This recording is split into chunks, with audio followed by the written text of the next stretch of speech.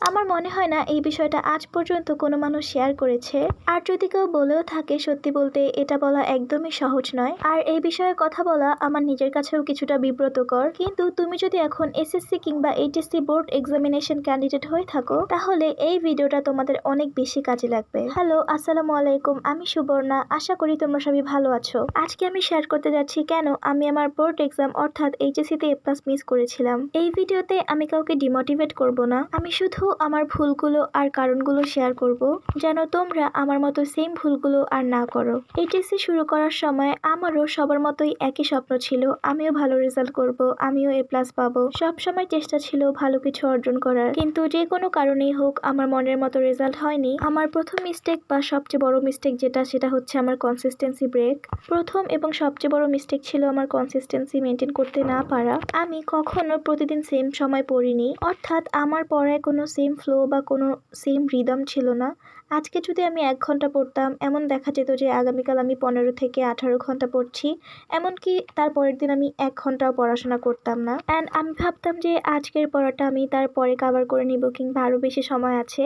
কিন্তু এরকম করতে করতে আমার অনেক বেশি পড়া জমে যেত, অ্যান্ড যেটা পরীক্ষার আগে কভার করতে আমার অনেক বেশি কষ্ট হতো। আর এই ছোট ছোট গ্যাপই আসলে আমাকে অনেক বড় ক্ষতির মুখে ফেলেছে। ব্যাপারটা এমন নয় যে এক্সামের আগে আমার প্রিপারেশন ভালো ছিল না, শেষের দিকে আমি আসলে কভার করতে পেরেছি, তবে পর্যাপ্ত রিভিশন আর কি করতে পারিনি। তো তোমাদের কাছে আমার অ্যাডভাইস থাকবে যে প্লিজ তোমরা প্রতিদিন একটা রিদম অনুসারে পড়াশোনা করবে। আজকে যদি 1 ঘন্টা পড়ো, তাহলে কালকে অবশ্যই তুমি 1 ঘন্টা পড়বে কিংবা তার থেকে একটু সময় বাড়াবে। কিন্তু এমনটা কখনোই করবে না যে একদিন আমি একটুও পড়িনি অ্যান্ড আগামীকাল আমি অনেকক্ষণ পড়েছি।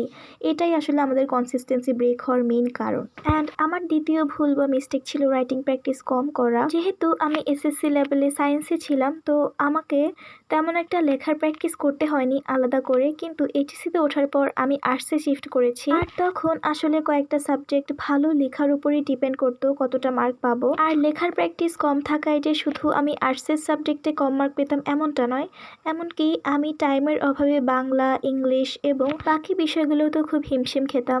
এবং আমার বোর্ড এক্সামে আমি খুব বেশি সাফার করেছিলাম এই লেখার জন্য। প্রায় প্রত্যেকটা সাবজেক্টেই আমাকে কিছু না কিছু মার্ক ফেলে আসতেই হতো শুধু আমার টাইম ম্যানেজমেন্টের কারণে। আমি আলহামদুলিল্লাহ ভালো সময় পড়তে পারতাম, কিন্তু লেখার অভ্যাস অনেক কম ছিল। তাই তোমাদের কাছে আমার অ্যাডভাইস থাকবে, তোমরা যে গ্রুপেই থাকো না কেন, বাসায় লিখে লিখে পড়বে এবং পরীক্ষার মতো করে টাইম ম্যানেজমেন্ট করে লেখা প্র্যাকটিস করবে। এটা হয়তো বা তোমাকে এখন কাজে দিবে না, কিন্তু অবশ্যই এক্সামের সময় তোমাকে অনেক বেশি হেল্প করবে। আমার 3 নাম্বার মিস্টেক ছিল নার্ভাসনেস। তোমরা অবশ্যই এই বিষয়ে অবগত আছো যে এখন আমাদের বোর্ড এক্সামগুলো অনেক কঠিনভাবে পরিচালনা করা হয়। আমি যেই এনভায়রনমেন্টে আমার এসএসসি এক্সাম দিয়েছিলাম, এইচএসসি এক্সামের এক্সপিরিয়েন্স ছিল একদমই আলাদা। সত্যি বলতে টিচাররা একদমই হেল্পফুল ছিল না, অ্যান্ড প্রচন্ড স্ট্রিক্ট ছিল, অ্যান্ড আমরা ফ্রেন্ডদের কাছ থেকেও তেমন একটা হেল্প নিতে পারিনি। অ্যান্ড আমি নার্ভাসনেসের কারণে অনেকগুলো পাড়া প্রশ্ন ভুল করে দিয়ে এসেছি, অ্যান্ড সাথে আমার টাইম ম্যানেজমেন্টের ভুল ছিলই। তাই তোমরা বোর্ড এক্সামের সময় একদমই মাথা ঠান্ডা করে পরীক্ষা দিবে, অ্যান্ড কোয়েশ্চেন দেখে কোনোভাবেই নার্ভাস হওয়া যাবে না।